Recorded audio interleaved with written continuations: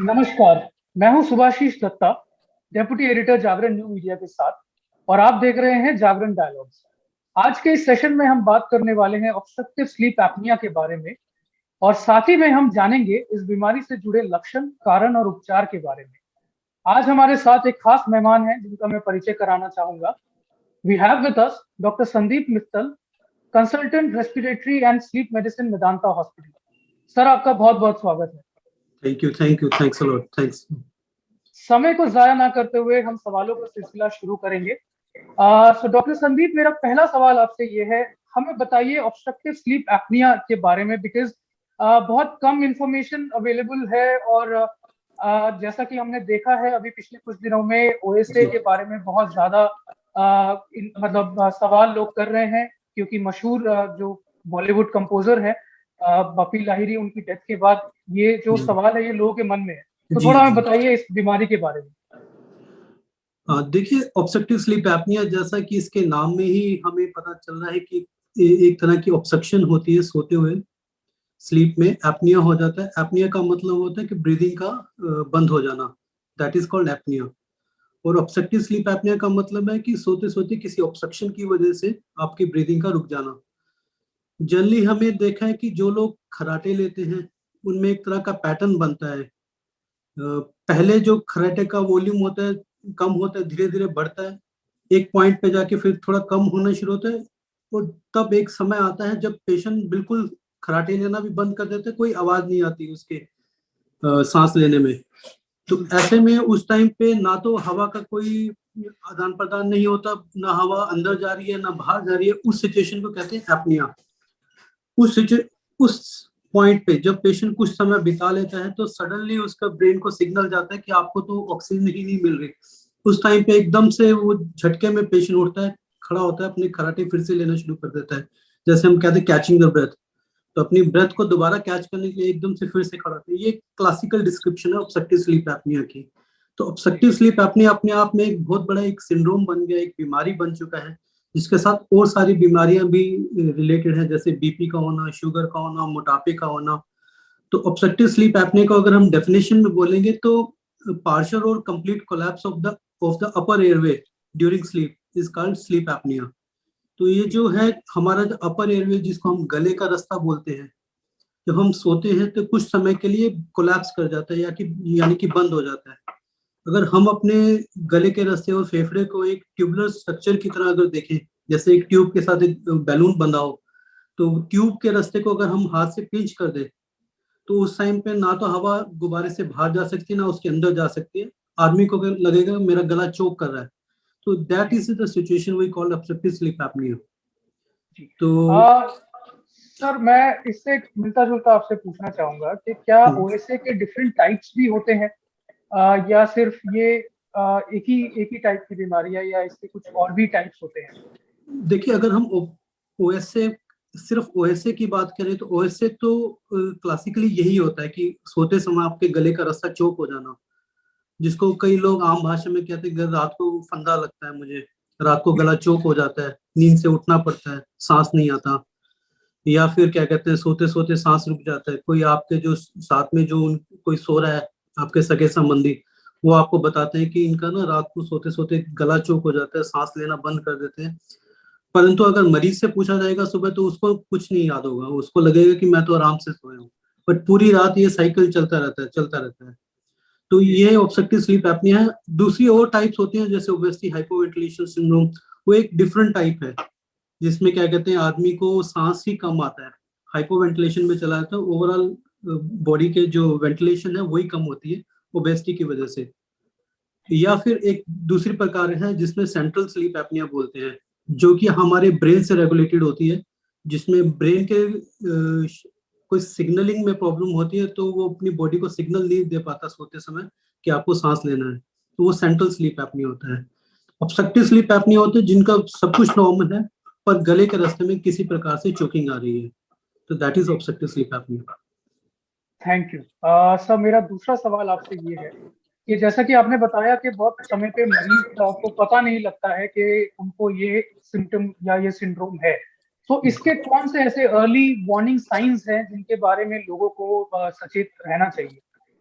जी देखिए, आपने बहुत अच्छा प्रश्न पूछा। तो सबसे अर्ली वार्निंग साइन जो सबसे प्रोमिनेंट है, जो हमें बिल्कुल दिखाई देता है, वो है स्नोरिंग, खराटे लेना। किसी को बहुत ज्यादा खराटे आते हैं तो उसके काफी ज्यादा चांसेस है कि उनको स्लीप एपनिया भी होता होगा। हालांकि ऐसा नहीं है कि हर स्नोरर स्लीप एपनिया में जाता है, परंतु मोस्ट ऑफ द स्नोरर्स जो खराटे लेने वाले लोग हैं, उनको स्लीप एपनिया की प्रॉब्लम हो सकती है। लक्षण में सोते समय जैसे मैंने बताया कि सांस का रुक जाना, फिर झटके से एकदम से फिर से सांस लेना शुरू करना, इसको हम विटनेस एपनियास बोलते हैं। जो कि आपका कोई पार्टनर जो आपके साथ सो रहा है वो आपको बताएगा कि सोते सोते तो आपका सांस ही रुक जाता है।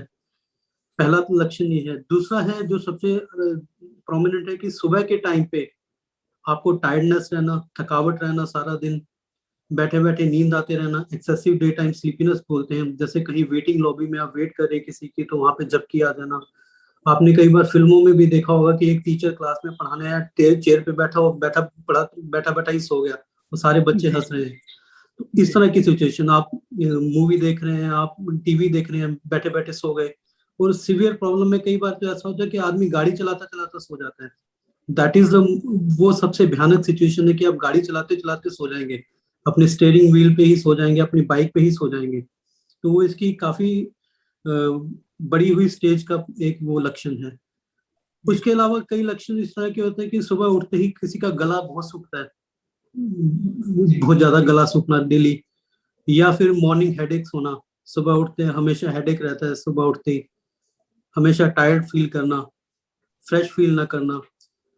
अ, दूसरी बीमारी है, दूसरे कई बार होता है कि एक स्टेज के बाद जब आपको पता ही नहीं चलता कि आपको ये बीमारी है, तो आपको न्यूरोलॉजिकल इफेक्ट्स आने शुरू हो जाते हैं। जैसे याददाश्त का कमजोर हो जाना, आप किसी काम में कंसंट्रेट ना कर पाना, आपको लगना कि मेरा तो कहीं मन ही नहीं लगता, आप चलने की जो क्षमता है, जो आपकी थकावट है, वो बहुत जल्दी आ जाना, सारा जी दिन कमजोरी का रहना। तो ये सब स्लीप एपनिया से जुड़ी हो सकती है।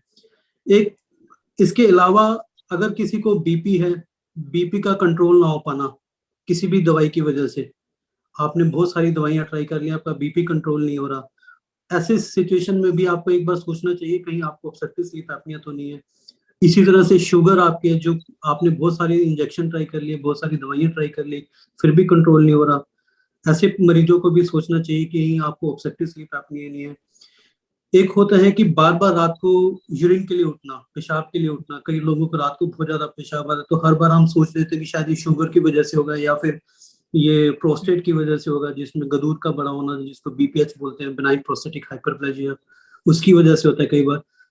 कई बार उनकी वजह से नहीं होता, ये ऑब्स्ट्रक्टिव स्लीप एपनिया की वजह से होता है, क्योंकि बार बार आपकी स्लीप इंटरप्ट होती है। जैसे जैसे आपका सांस उखड़ता है, आप नींद से जग जाते हैं, तो आपको अर्ज लगती है कि हम यूरिन के लिए जाएं। तो ये सारे लक्षण हैं प्रोमिनेंट, जो हमें किसी को अगर देखना हो तो पहली चीज है स्नोरिंग।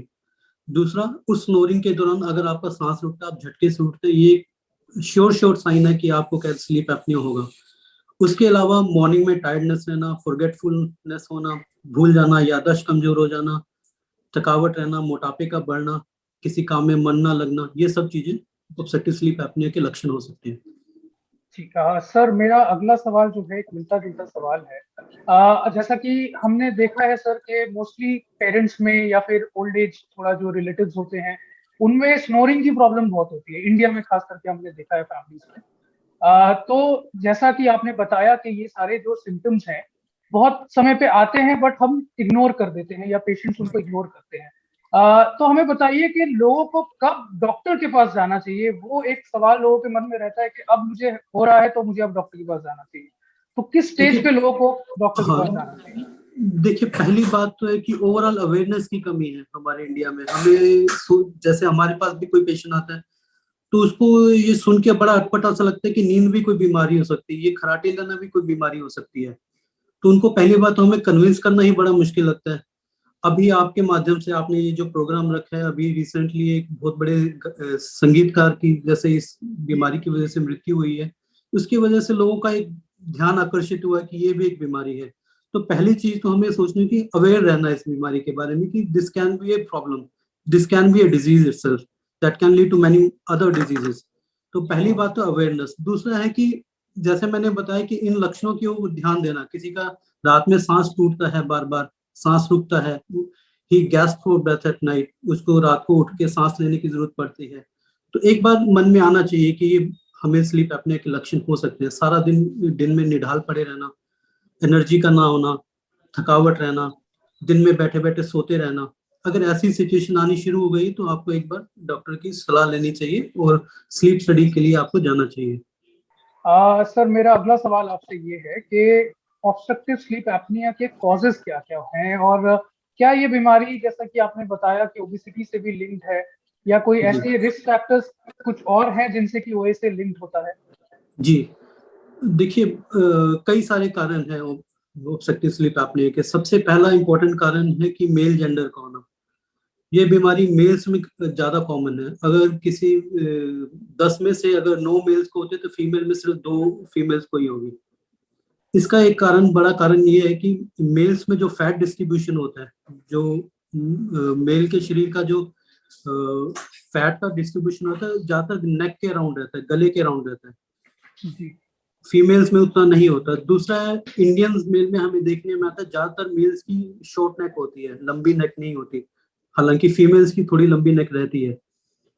तो इस वजह से क्या कहते हैं, मेल्स में ज्यादा होता है। दूसरा सबसे इम्पोर्टेंट और सबसे महत्वपूर्ण कारण है ओबेसिटी का होना, मोटापे का।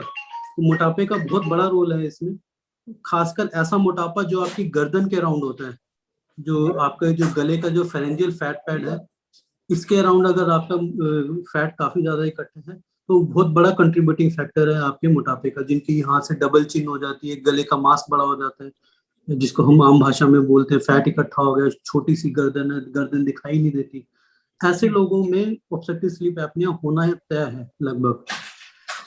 तीसरा हम उसमें देखते हैं वेस्ट टू हिप रेशियो कितनी होनी चाहिए, उसको हम देखना चाहिए। और नेक सर्कमफ्रेंस मेल में अगर 17 इंच से ज्यादा आती है तो हमें सोच लेना चाहिए कि इस आदमी का क्या कहते हैं स्लीप एपनिया होगा। तीसरा हमें उसमें देखना है बीएमआई, बॉडी मास इंडेक्स, इसमें height divided by weight divided by height in metre square, ये हम लेते हैं। तो उसमें क्या कहते हैं, अगर बीएमआई किसी का 30 से ज्यादा है तो ऐसे आदमी को क्या कहते हैं ऑब्स्ट्रक्टिव स्लीप एपनिया होने का चांसेस काफी ज्यादा बढ़ जाता है। तीसरा जो मेजर रिस्क फैक्टर है आपकी क्रेनियोफेशियल एनाटॉमी, जो आपके शरीर की बनावट ही कुछ इस तरह से हुई है।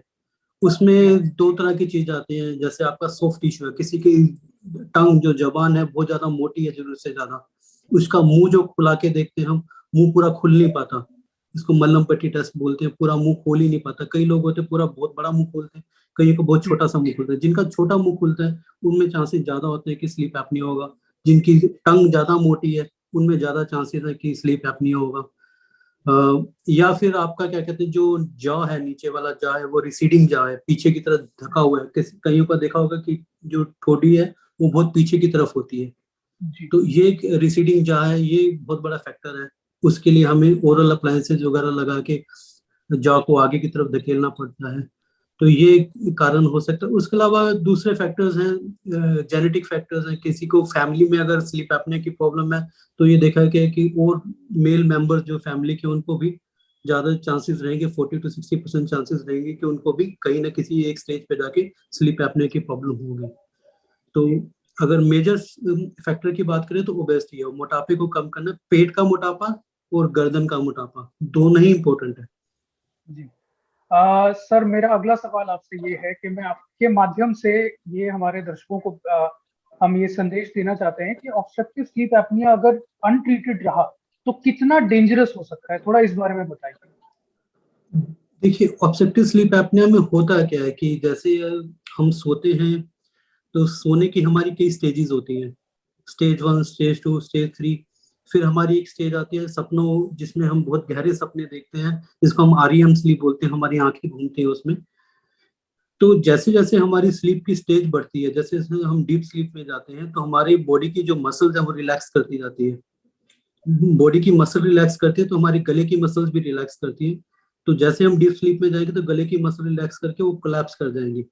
तो जब ऐसी सिचुएशन में, जब क्या कहते हैं, जब जैसे ही हम डीप स्लीप में होंगे तो हमारी बॉडी एकदम हमें सिग्नल देगी कि आपके गले का रास्ता बंद हो गया, हमें उठना है।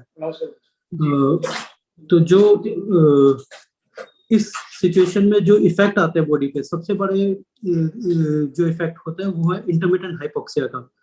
उस समय में अगर आपकी ना हवा अंदर जा रही है ना बाहर आ रही है, तो उस समय में बॉडी में ऑक्सीजन की कमी होती है। बॉडी ने आपको क्या कहते हैं 10 सेकंड के लिए आपका पॉज हुआ, उस समय ऑक्सीजन गिर गई, ऑक्सीजन की कमी का ब्रेन को सिग्नल किया, आपकी बॉडी झटके से आपको उठाएगी। तो इसमें 2 स्टेजेस होगी। एक स्टेज में तो आपका बॉडी शरीर एकदम क्या कहते हैं स्लीप एपनिया में जा रहा है, एक फिर दूसरा स्टेज झटके से उठता है। दोनों स्टेजेस में होता है क्या है कि बॉडी में कुछ ऐसे केमिकल ऐसे हार्मोन सिक्रीट होते हैं जो आपके शरीर की जो दिल की धड़कन को बढ़ाते हैं, बीपी को बढ़ाते हैं। वो शरीर में ऐसे पदार्थ को सिक्रीट करते हैं जिससे आपका शुगर का लेवल काफी हाई हो जाता है। आप इमेजिन करिए किसी को 1 घंटे में 50 बार 70 बार 80 बार अगर ये साइकिल चलता है 1 घंटे के अंदर रात को सोते समय, तो देखिए कितनी बार तो वो एपनिया में गया, कितनी बार उसको ऑक्सीजन कम हुआ, कितनी बार वो झटके से उठा। वो हर बार इस तरह के पदार्थों का सिक्रीशन होता है, तो बीपी अनकंट्रोल रहेगा आपका क्या कहते हैं शुगर अनकंट्रोल रहेगा। इस सिचुएशन में आपको ब्रेन स्ट्रोक आने के चांसेस 6 से 7 गुना बढ़ जाते हैं। इस सिचुएशन में दिल की धड़कन कम होने के चांसेस बढ़ जाते हैं, और दिल की धड़कन बढ़ने के भी चांसेस काफी ज्यादा हो जाते हैं, और हार्ट अटैक आने के चांसेस 70% से ज्यादा बढ़ जाते हैं। तो मेजर जो इसमें इफेक्ट आता है, जो एकदम जिसको हम कह सकते हैं जो चीजें जानलेवा हो सकती है, एक तो हार्ट अटैक का आना, एक ब्रेन स्ट्रोक का आना, और एक दिल की धड़कन का कम या बहुत ज्यादा हो जाना जरूरत से। ये सारी चीजें जो किसी की उस टाइम पे जानलेवा हो सकते हैं, और सडन डेथ भी हो सकती है इस सिचुएशन में। जब ऑक्सीजन एकदम से बहुत ज्यादा कम हो जाए या कार्बन डाइऑक्साइड एकदम से ज्यादा बढ़ जाए, तो ऐसी सिचुएशन में सडन डेथ भी हो सकती है। उसके अलावा जो दूसरे होते हैं, जो ब्रेन में कोई जैसे जल्दी भूल जाना चीजों को, आपकी याददाश्त का कमजोर हो जाना, ये थोड़े उसके अलावा दूसरे लक्षण हैं।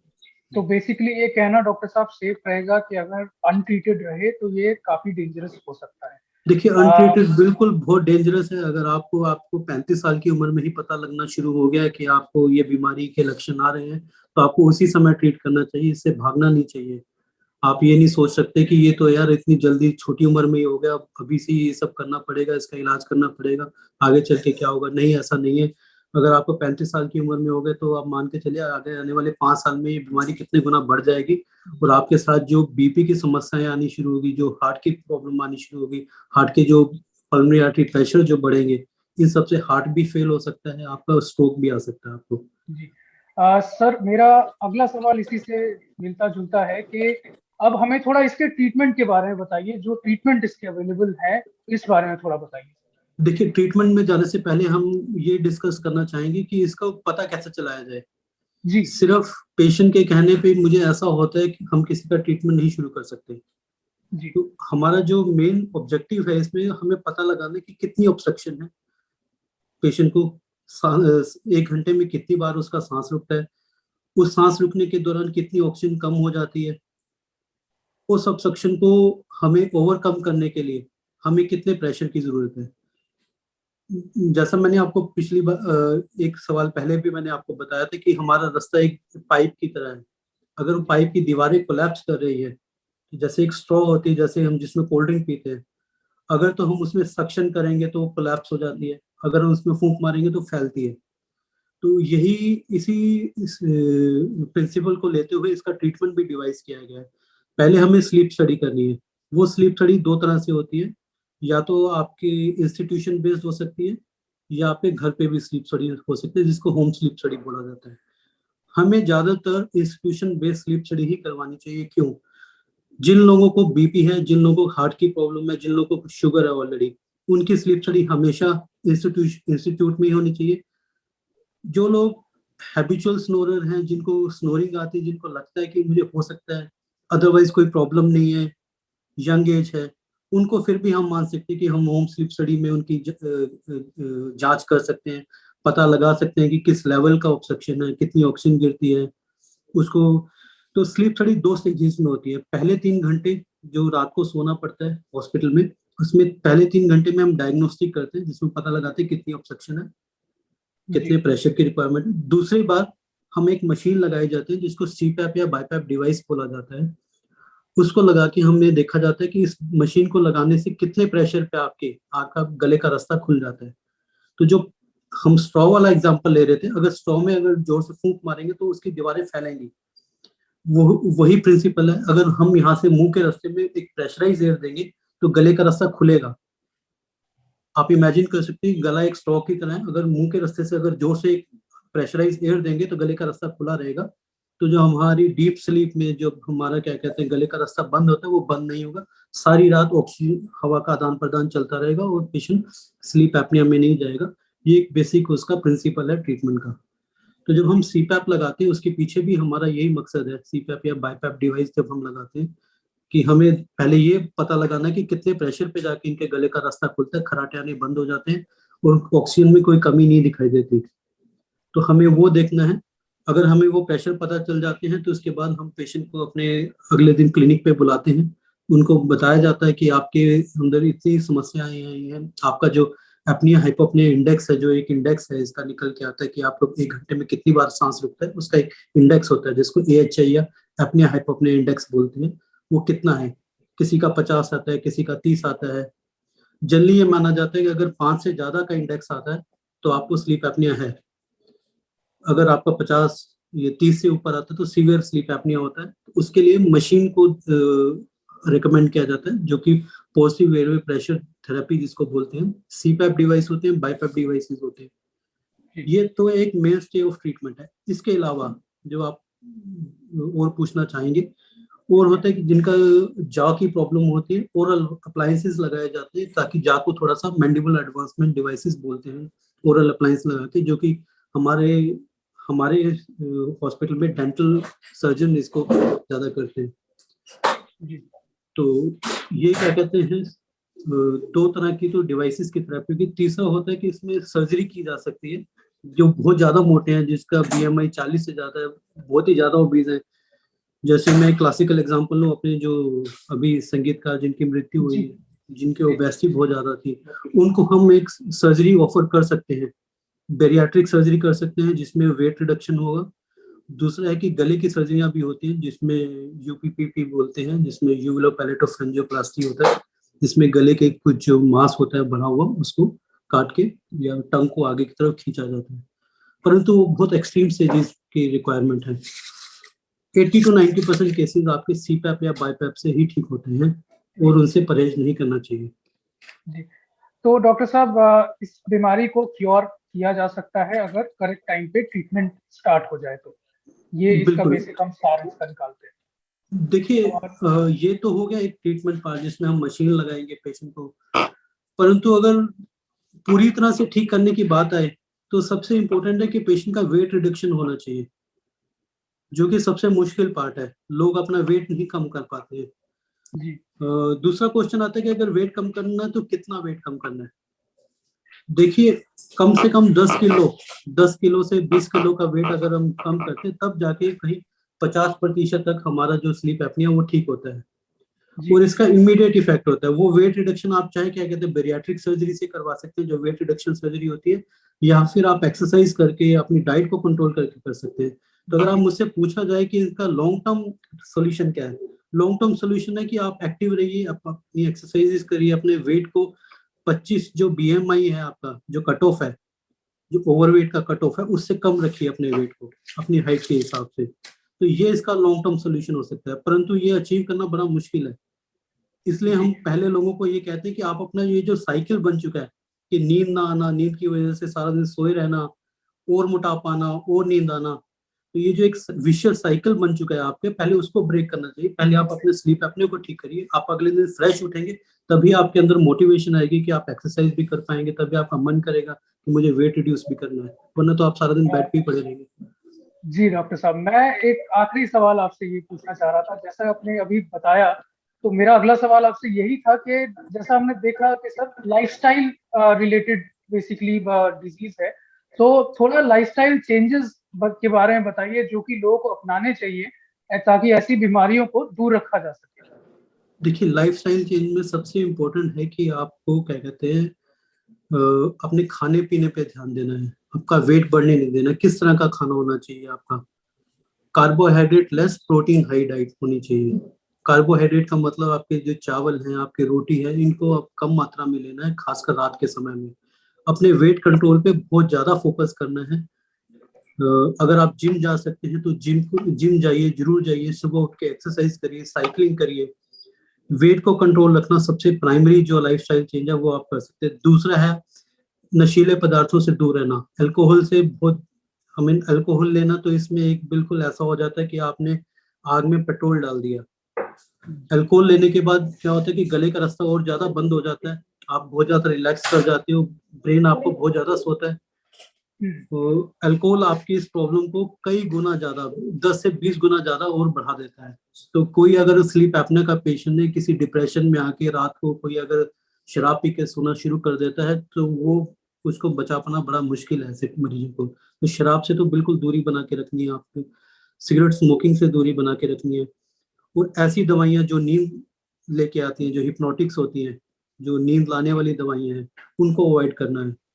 और एक स्लीप हाइजीन को मेंटेन करना है। स्लीप हाइजीन का मतलब है एक रेगुलर टाइम पे आपको सोने जाना है, रेगुलर टाइम पे उठना है। आइडियल टाइम क्या होता है, रात को 10 बजे के अराउंड आप सोने जाइए, सुबह 5 या 6 बजे के अराउंड उठिए, उस उठ के आप एक्सरसाइज करिए। ये एक आइडियल चीज है जो आपको करनी चाहिए। दूसरा